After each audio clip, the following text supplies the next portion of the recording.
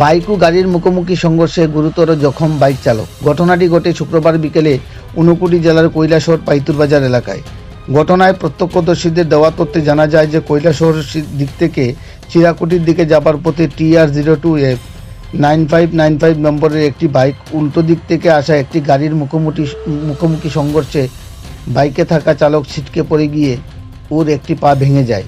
ঘটনার পরপরই স্থানীয় এলাকার লোকজন অগ্নি নির্বাপক দপ্তরের সহায়তায় খবর পাঠিয়ে অগ্নি নির্বাপক দপ্তরের কর্মীরা ছুটে এসে আহত বাইক আরোহীকে উদ্ধার করে নিয়ে যায় কৈলাসহর জেলা হাসপাতালে।